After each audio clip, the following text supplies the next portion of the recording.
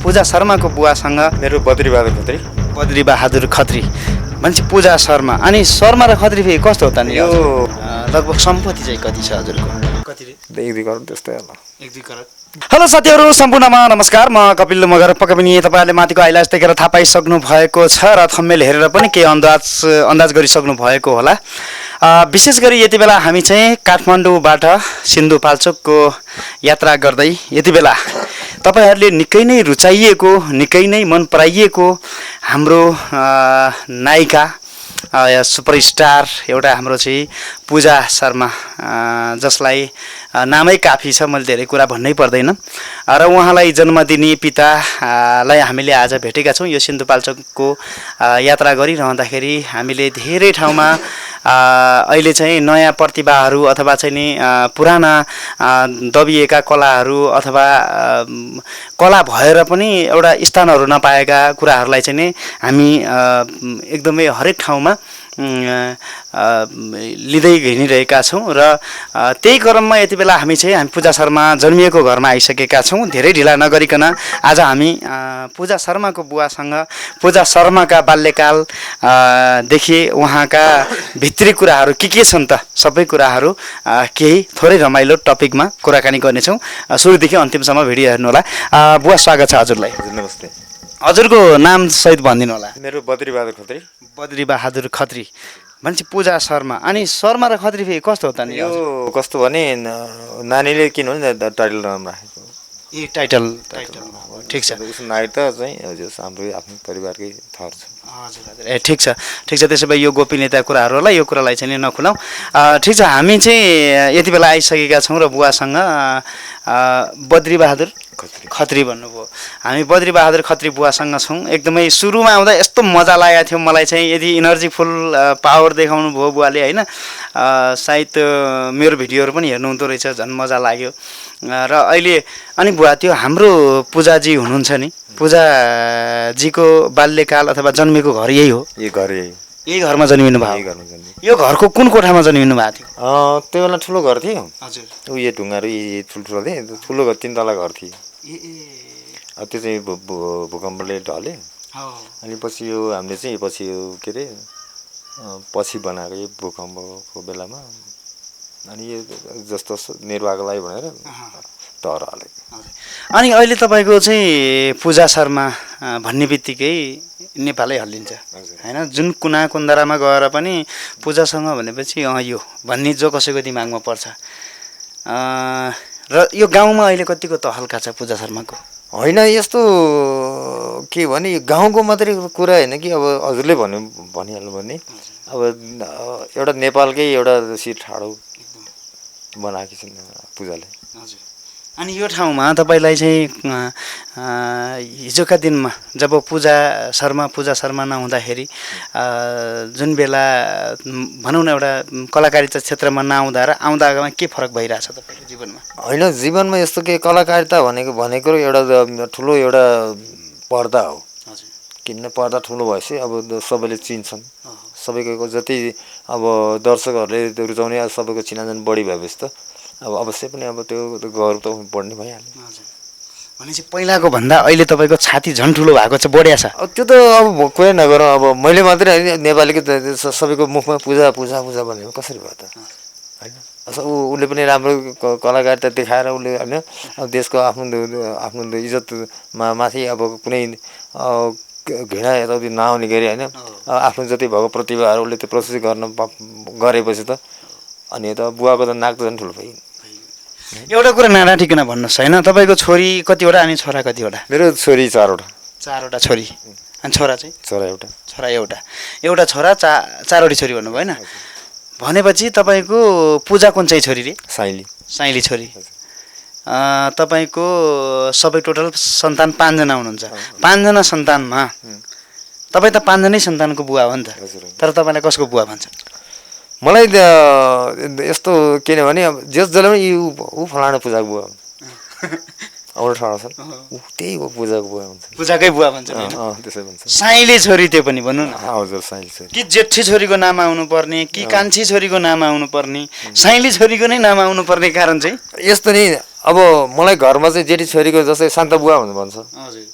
होइन परिवारभित्र चाहिँ परिवारभित्र चाहिँ अब बाहिर चाहिँ पूजा बुवा जुनसुकै अब सेमिनारै राख्दाखेरि ऊ पूजा बुवा नि त भन्ने चाहिँ त्यस्तो छ जस्तो हजुर चाहिँ कुनै सेमिनारहरूमा जानुभयो अथवा कुनै कार्यक्रमहरू आउनुभयो भने ट्याक्कै चाहिँ नि पूजाको बुवा भन्ने कुरा आइहाल्छ फेरि हाम्रो बाउसरको फेस पनि मिल्छ फेरि मिल्दो रहेछ स्याम टु स्याम मिल्दो रहेछ त्यति बेला हजुरको नाक कति ठुलो हुन्छ अब त्यो कुरै नगर्नुहोस् अब किन मेरो मात्रै होइन कि वरिपरि मलाई यो कान पनि झन् ठुलो झन् भयो कान पनि ठुलो हुन्छ हजुरको हो बडा बडा आउँछ मलाई चाहिँ अनि मलाई जिस्काइ रहेछ नि हजुर हेर न हिरोइनको बाउ हिरोइनको बाउ भनेर जिस्काउँछ अनि मलाई पनि तिमी पनि मसँग हिरोइन बन्ने हो भनिदिन्छु होइन कतिपय त पूजालाई बिहे गरेर ससुरो बाउ बनाउन पाए पनि हुन्थ्यो भन्ने सोच्नु होला नि त अब यस्तो हो के सर अब उनीहरूले अब के त्यस्तो अहिलेसम्म मलाई परे पनि छैन पूजाको पूजासँग बिहे गर्न पाए ससुरो बन्नु पाए हुन्थ्यो भने त्यसमा मेरो अगाडि कुरा गर्न गर्न सके छैन सक्दैन उसकै मम्मीले पनि सक्दैन भनेपछि पूजाले जुन चाहिँ नाम सँगसँगैको उसको ब्याकग्राउन्ड पनि डेन्जरै छ जो कसैले हिम्मत गर्न सक्दैन त्यो ठ्याक्कै म जस्तै छ त हजुरको जस्तै त्यो प्याङ हान्नुहुन्छ नि कहिले काहीँ यति मूर्ख छ कि उसले भनेपछि सिद्धि भनेपछि हुनु पर्यो त्यो अर्को दोहोरो कुरो हुँदैन उसले भनेपछि भन्यो उसले बजार लिएर म कुनै सामान खरिद गरेर जानु पऱ्यो नि उसले जुन सामान उसले छोयो त्यही त्यो यो हुँदैन भन्ने कुरो आउँदैन अनि बाल्यकालमा जस्तो हाम्रो पूजाजी बाल्यकालमा कतिको चाहिँ चकचके हुनुहुन्थ्यो चकचके होइन कि ऊ यति हो कि गाडीमा हिँड्दाखेरि पनि नाच्ने गाउने गाडीमा हिँड्दा नि नाच्दिने त्यो गाडीको गीत बज्यो भने होइन ऊ आफै गाउने आफै गाइदिएर आफै गाउने आफै नाच्ने एक्लै त्यो अरूले त्यहाँ खिसी गरोस् कि बोलाओस् कि उसलाई मतलब नाटेश्वरी चढेको बच्चैदेखि है त्यस्तो अहिले यति बेला पक्कै पनि जहाँसम्म लाग्छ हाम्रो पूजाजीले भिडियो पनि हेरिराख्नु भएको होला र यहाँ आएर बुवाको एउटा अन्तर्वार्ता पनि हजुरले हेरिराख्नु भएको छ भने जहाँसम्म लाग्छ एउटा गर्वको कुरा हो कतै पनि हामीले बोल्दै गर्दा कुनै कमी कमजोरीहरू भइरहेछन् भने त्यसको लागि पनि क्षमा प्राप्ति छु किनभने हामी पनि मान्छे हो कहिलेकाहीँ जिस्किँदै गर्दा र कुराकानीहरू ल्याउँदै गर्दा कुनै इमोसनल कुराहरू पनि निस्किन सक्छन् अथवा केही कुराले अप्ठ्यारो पर्न सक्छ त्यसको लागि चाहिँ माइन्ड नगर्नु होला र अनि बुवा जस्तो चाहिँ हाम्रो पूजाजीको बाल्यकाल सबभन्दा बढी कहाँ बित्यो काठमाडौँमा जाउलखेल भवानी महाबी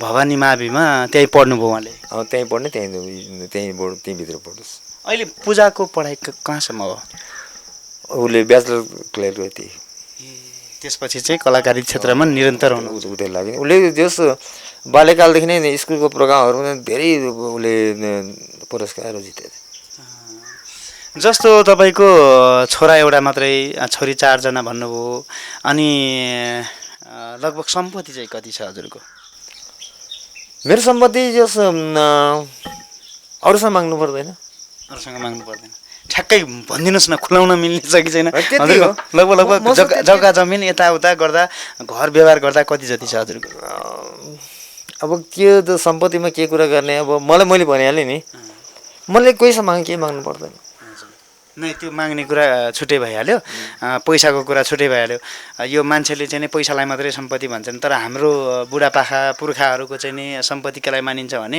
आफूले कमाइरहेको जग्गा जमिन अथवा घर व्यवहार होइन यो कुराहरू हुन्छ नि त हो यो कुराहरू चाहिँ नि के कति छ भन्न खोजे अब सबै यताउति हेऱ्यो होला 2-3 करोड त्यस्तै होला कति 1-2 करोड त्यस्तै होला 1-2 करोड त्यो यहाँको भाउ अनुसारले हजुर त्यही अनुसार यहाँको भाउ अनुसारले चाहिँ 1-2 करोडको भनेपछि लगभग जग्गा कति हुने भयो त्यो 1-2 करोडको भनेपछि यहाँ अब भनौँ यहाँ त अहिले त काठमाडौँ सहर जस्तै नि भयो यहाँ त यो बाटो रोड साइड त आनेको 12 लाखसम्म पुगिसक्यो हजुर भन्नाले हजुरको टोटल जग्गा कति त्यही हिसाबले जाने त अरब हुन्छ अरबौँ हुन्छ होइन तर किनभने यहाँ को बस्ने कसले गर्ने अब भएको केटाहरू त युवाहरू त पलायन भइसक्यो भने कसले गर्ने यहाँ जुन जग्गा चाहिँ एउटा ठाउँमा भइदिएको भए एउटा राम्रो बाटोकोमा भइदिएको भए कुरै नगरौँ अरबौँ सर टोयलेट हो छ भने उता छ है भनेपछि अरबौँको लगभग सम्पत्ति बोकेर चाहिँ थामेर बस्नु भएको छ सर अनि हजुरको यहाँ अहिले घरमा चाहिँ को हुनुहुन्छ घर परिवार धान्न हेर्ने हामी बुढाबुढी मात्रै अनि यत्रो जग्गा जमिन यत्रो श्री सम्पत्तिहरूलाई चाहिँ बुढाबुढीले मात्रै धान्न सक्नु भएको छ त यस्तो सर मैले आधी जस्तो चाहिँ अरूले दिएको छु ए अदिया लगाउनको लागि कसैलाई त्यसै गरेर खाउँ भनेको छु कोही चाहिँ खालि फलफुल रोपेको छु अब त्यही नै कोही चाहिँ अब जङ्गल यस्तो जङ्गल भएपछि यो जङ्गलहरू पुरै अब यहाँदेखि लिएर यो आँखाले भ्याउँदैन यहाँबाट त पर्छ झन् आधा किलोमिटर हाम्रो जग्गै हिँड्न लाग्छ त्यति अघि त्यही त मैले नि सुन्दै थिएँ उता माथि मासतिर चाहिँ सोध्दै आउँदाखेरि सायद यो जग्गा जमिनले गन्नेर पनि हो कि अथवा हजुरले यो ठाउँमा छुट्टै खालको इमेज बनाएको भएर पनि हो कि तपाईँले पूजा भन्दा पनि रुद्र होइन बद्री बद्री भनेर सोध्दै जानुहोस् बद्री भने जसले नि सिकाइदिन्छ घर भन्दै हुनुहुन्थ्यो कि मान्छेतिर होइन मलाई मेरो नाम लिएपछि हजुरहरूलाई नचिन्ने मान्छे यो छ नि म यहाँदेखि लिएर मेलादेखि लिएर जहाँ भने नलपुर बद्री भनेपछि हजुर कारण के हो हजुरले चाहिँ नवलपुरको बद्री भने चिन्नु यस्तो के सर एउटा स्वास्थ्य क्षेत्रमा पनि अनि म फेरि किनभने जोसुकै साथीहरू छन् म जहाँको साथीहरू म मिलेर हिँड्ने बच्चासँग बच्चै भइदिने बुढासँग बुढै भइदिने जवानसँग जवानै भएर खुल्दिने त्यही हो म छिटीहरूसँग मजाले जिस्किन्छु चल्छु चिमोड्छु तरुनीलाई होइन जोसुकै होस् बच्चा भेटायो भने उसलाई रुवाउनु मन लाग्छ हजुर बच्चा भने रुवाइदिइहाल्ने चिमोटेर होइन अनि जो मान्छे चल्दैन त्यो मान्छे झन् जिस्किएर भने चाहिँ एकदमै राम्रो ह्याबिट रहेछ तपाईँको जवानी अवस्थामा छ नि तरुणीहरू चाहिँ कतिको बस्नुभयो तरुणीसँग कतिको जिस्किनु भयो सर अब म सानो उमेरदेखि स्वास्थ्यमा काम गर्ने मान्छे हाम्रो जिस्किने भनेको त्यो ठुलो कुरा नर्मल भइहाल्यो अब त्यतिर मतलब त्यो एउटा स्वास्थ्य अवस्थाको कुरा छुट्टै भयो होइन त्यो तपाईँको एउटा व्यावसायिक रूप एउटा आफ्नो पेसा जस्तो पनि भयो होइन एउटा समाजसेवा पनि भयो भनेपछि तपाईँको त्योभन्दा पर्सनल लाइफमा क्या पर्सनल जो चाहिँ हृदयदेखि नै चुलबुले खालको होइन त्यो त कसैले भन्नु जसलाई सोध्नुहोस् म अहिले बाटोमा भेटेँ त दङ पर्नुहोस् जस्तो केटी भर्खर केटी होस् कि अब तरुणी होस् कि बुढी होस् कि 70 वर्ष होस् कि जेसुकै होस् हजुरलाई गीतहरू कतिको गाउन आउँछ अहिले त त्यति पहिला म धेरै गाएर हिँड्थेँ म दोहोरी गीत गाउने घाँस गीत गाउने मादल बजाउने अनि नाटक लेख्ने पुरानो भाकामा तपाईँले कुनै गीत अहिले गुनगुनाउन सक्नुहुन्छ पुरानो भाकाहरूमा त थुप्रै छन् है एउटा चाहिँ ट्याक्क हजुरलाई मन खाएको मैले चाहिँ गाउँछु यो गाउन सक्छु भन्ने खालको भएको एउटा पुरानो गीत सुनाउँछु है त नक्कलीलाई पकाइलग्यो झिल्केलाई ताल पर्यो तिमी हामी सोझालाई फक्कैमा गाल पर्यो नक्कलीलाई होइन यो गीत त कतै यस्तै गीत हाम्रो पूजाजीकोमा फिल्ममा पनि थियो जस्तो लाग्छ त कि पूजाजीकै फिल्मको गीत गाउनु होइन यो त धेरै पुरानो यो हामीहरू भर्खर 12-13 वर्षको उमेरदेखि नै अब यो लालबहादुर खातीको जमानै बेलाको हो जस्तो छ नि बुवा हजुरले अब पूजा हजुरको छोरी एउटा कलाकार राष्ट्रको गहना दुनियाँ संसारले चिनेको छ त्यो त अब तपाईँले अघि पनि भनिसक्नुभयो गर्वले छाती फुल्छ नाक त कुरै छोडिदिउँ कान पनि फुल्छ भन्नुभयो होइन अनि भनेपछि तपाईँले फिल्म चाहिँ कति हेर्नु भएको छ हाम्रो पूजाजीको म हलमा गएर प्रायः चाहिँ म हेर्दिनँ मोबाइलमा आफ्नो युट्युब छ आफ्नो उ छ युट्युबमा आएको बेलामा चाहिँ हेर्नुहुन्छ म हेर्छु लगभग तपाईँलाई छ नि पूजाजीले खेलेका फिल्महरूमध्येमा सबैभन्दा तपाईँलाई चित्त बुझेको छोरीले गरेछ है भनेर चाहिँ नि एकदम मन खाएको फिल्म कुन छ मलाई म यस्तो गीत गाउँछु म यस्तो गीत गाउँछु त त्यहाँनिर रोनी टाइपको छ है एकदमै कि नै अब त्यो अलिकति उस त भइ नै हाल्छ होइन त्यो जे होस् त्यतिखेर त्यो छोरी भनेर देखिँदैन नि तर पनि पात्र नै भए पनि हेर्दा चाहिँ मन खसङ्ग चाहिँ हुन्छ यसले राम्रो गरेर खेलेछ यसले भन्ने हुन्छ हजुर अहिले पछिल्लो चरणको मुभी जुन चाहिँ दानवी फिल्मको लागि दानवी फिल्म जुन चाहिँ हाम्रो डाइरेक्टर फाइट डाइरेक्टर चाहिँ हाम्रो श्री श्रेष्ठजी हुनुहुन्थ्यो नेपालको टप डाइरेक्टर पनि हुनुहुन्छ अहिले हलिउड बलिउडतिर पनि थुप्रैमा तपाईँको चाहिँ नि भोजपुरीहरूमा पनि धेरै राम्रो एक्सन गरिराख्नु भएको र अहिले पूजाजीलाई पनि उहाँले एकदमै खतरा तरिकाले चाहिँ नि प्रेजेन्ट गर्नुभएको छ क्या एक्सनमा एकदम खतरा, यति खतरा। म पनि अस्ति गएर हेरेँ, हलमै गएर हेरेँ। किनभने हाम्रो अब पूजाजी भनिसकेपछि पूजाजीको कुरै छोडौँ, त्यसैमाथि हाम्रो श्री सर हाम्रै साथी, अब साथीहरूले बनाएको फिल्म नहेर्ने भन्ने कुरै भएन। हेरियो, तर यति राम्रो एक्सन छ। त्यो तपाईँले हेर्नुभयो कि नै? मैले हेरेको छैन। हेर्नु भएको छैन? म त्यो पुरुष पूजाजीले अहिलेसम्म फाइट गरेका कुनै फिल्म हेर्नु भएको छ? मैले कुनै पनि हेरेको छैन। उसको खालि त्यो त्यस्तो मात्रै हो। त्यो रोना धोनावाला मात्रै हेर्नु भएको छ? अरू के? ए फेरि साँच्चै रोना धोना भन्ने बित्तिकै चाहिँ नि फेरि एउटा कुरा ठ्याक्कै याद आयो। यसको लागि म पूजाजीलाई यहाँबाट सरी पनि भन्न चाहन्छु होइन। यहाँ के छ भनेपछि प्रायः जसो नेपाली फिल्म जगतमा फिल्म चलाउनका लागि पूजा शर्माले रोएर नाटक गर्छिन् भन्ने कुरा चाहिँ आज तपाईँले खुलाइदिनुहोस्, त्यो कुरा के हो? म त्यो कुरा मलाई याद छैन। तपाईँलाई थाहा छैन के विषयमा? म के त्यस्तो कुरा मलाई जस्तो लाग्दैन। हजुर, तपाईँको जस्तै बुवा बाउ छोरीमा कतिको कुरा हुने गर्छ? हाम्रो त किनभने हाम्रो त छोरी कस्तो भनेदेखि ऊ एकचोटि चट्ट बोल्छ सिधै। त्यो के कुरा बोल्नु पर्ने बोल्ने काम छ भने एकदम इमिडिएटली कामहरू पऱ्यो अथवा चाहिँ केही भयो भने चाहिने कुरामा बोल्ने, नचाहिने कुरामा नबोल्ने। उसलाई त मतलब छैन। उसलाई कति वर्ष अथवा कति महिना कति दिन भयो तपाईँको चाहिँ नि पूजाजीसँग कुराकानी नभएको, फोन वार्ता नभएको? फोनबाट कुरा नभएको भयो झन्डै 2-3 वर्ष भइसक्यो। 2-3 वर्ष भइसक्यो? 2-3 वर्षसम्म छोरीसँग फोन नगरिकन बस्नु भएको छ तपाईँ? अब यस्तो के छ, अब हामी कस्तो भने म एउटा धुनमा हुन्छु भने ऊ त कहिले कता पुगेको हुन्छ, कहिले कता पुगेको हुन्छ। अब कोही मान्छे अब सँगै अब त कोही अब उसको टिमहरू हुन्छ होइन। अब ऊ पनि थाकेर आएको होला। अब मलाई पनि त्यस्तै हुन्छ होइन। मैले अब यत्रो खेतीपाती गरेर कहिले अफिस पनि धाउनु पर्ने, यत्रो गर्नुपर्ने। अब मलाई पनि त्यस्तै हो। अनि किनभने अब त्यस्तै अब अप्ठ्यारो परिहाल्यो भने त कुरा भइ नै हाल्छ होइन। भने त्यो घरायसी कुरामा अब नर्मल कुराहरूको वास्ता छैन। जे होस्, कुनै पनि अब अप्ठ्यारो पर्यो, अब त्यस्तै अप्ठ्यारो परिस्थितिहरूमा चाहिँ भेट हुने, कुराकानी हुने चाहिँ भइराखेको छ। त्यस्तो भइहाल्छ। जुन अब कुनै कुराहरू अप्ठ्यारो परे, हजुर, अब जस्तै मलाई घरमा केही भयो, अब उसलाई के कस्तो भयो भने त्यो कुराकानी भइहाल्छ होइन। भने यो यताउति कुरा त्यो के पनि हुँदैन।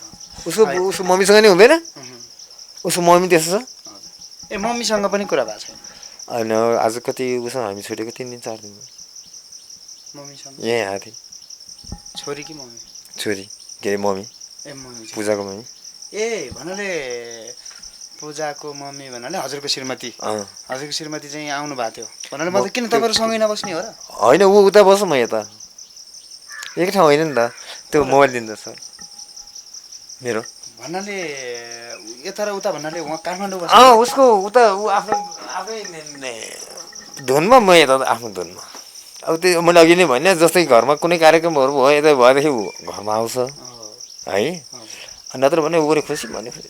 भनेपछि त्यस्तो सम्बन्धहरूमा नराम्रो के त्यो कसैले के नत्र त यत्रो अब अर्कोले के मिडियाहरूले त यता यस्तो यस्तो भन्ने कुरा लेख्छ नि त। हाम्रो त यस्तो छैन।